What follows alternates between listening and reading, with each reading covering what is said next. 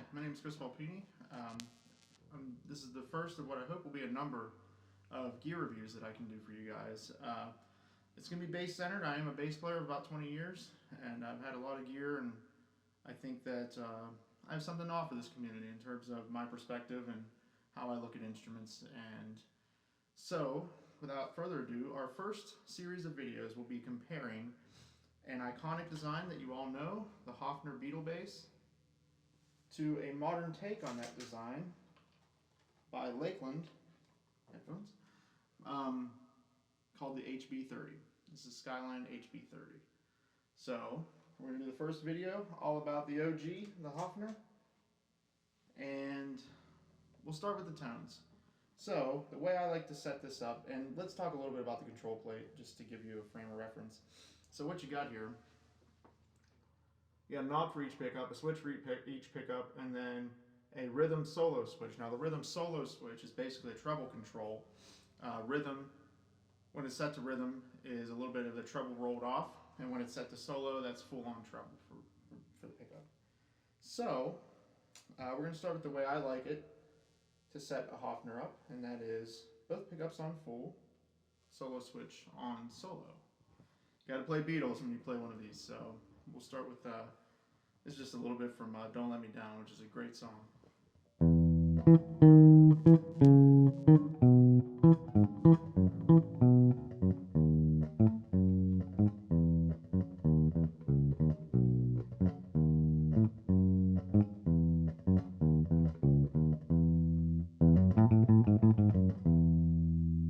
Okay, so that's both pickups on full, rhythm solo up to rhythm, correction, up to solo. So now we're going to do both pickups on full, rhythm solo switch set to rhythm. A little bit darker.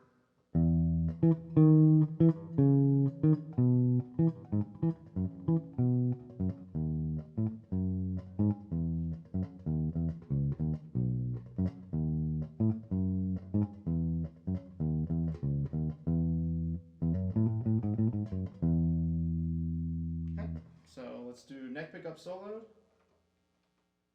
and rhythm solo set to rhythm.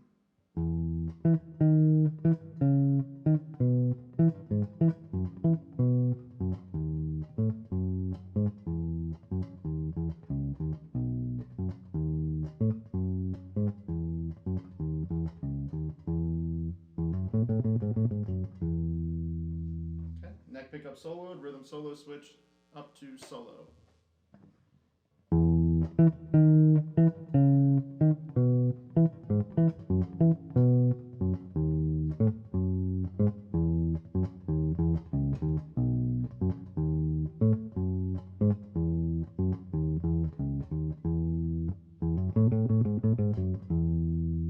Okay, bridge pickup soloed, rhythm solo switch at solo.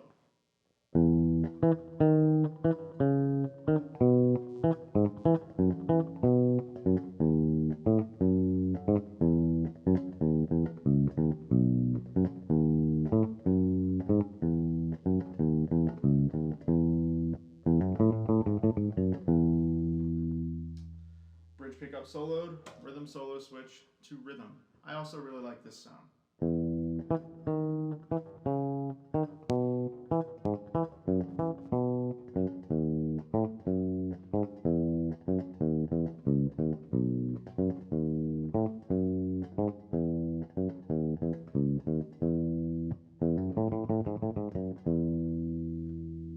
Alright, so that's a quick run through of the tones. Now we'll talk about my overall view of this bass. And I really like the sound. I love the Hofner sound. It's one of my favorite sounds for bass. That said, I don't care for the Hofner design. I think it has a lot of shortcomings, and this is a very well built, especially for 350 bucks. You get the double binding, you got nice flame and everything, and fit and finish is great. It's really well built, but the design of the Hofner just isn't very practical to me. So you have this control plate, and you have we already talked about the way the treble was done. This is basically a really complicated version of doing a volume tone setup. And you only have two options with the tone. You have a rhythm and solo. A tone knob, you can go anywhere. And to me, it's just I just think it's an antiquated design. I think they could do better. And the other thing too is that this is the Indonesian version, so the electronics are pretty cheap on this. And this isn't my bass. I'm borrowing this, but I had to actually tape my cord. That's just packing tape to keep it in because it kept falling out. And that's it's being picky. It is, because doing an output jack is no big deal. But it's something. I ain't gonna dock 'em points, so to speak, for that. And you have the floating bridge, so intonation.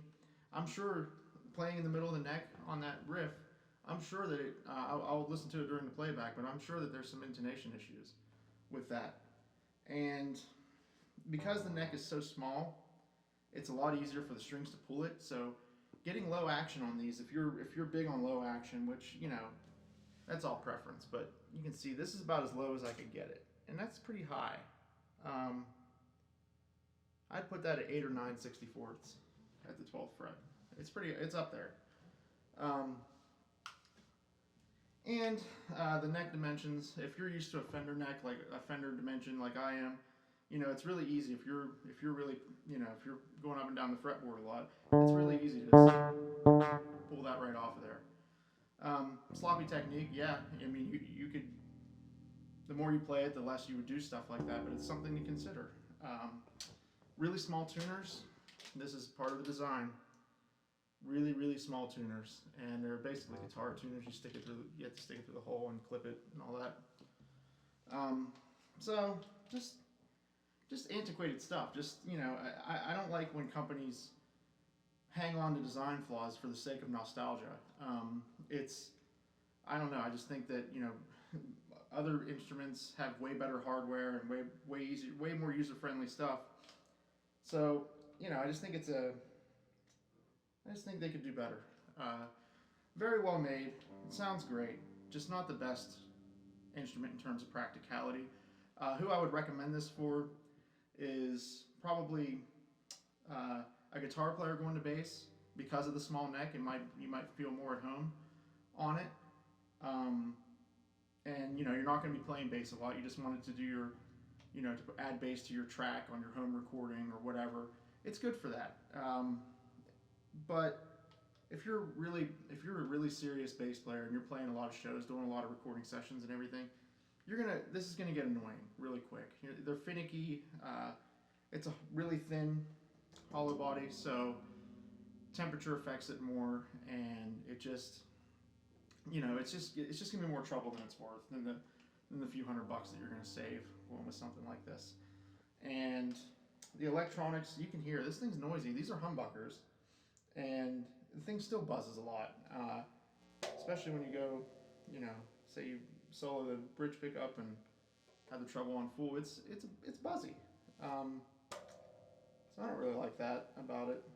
But overall, what I would say is, if you're a guitar player looking to get a bass to do tracks at home, good for that. If you're a bass player that is wanting a hollow body bass, but you're only going to play it for when the situation calls for it, or you're only going to take it to your coffee shop open mics and stuff like that, good for that.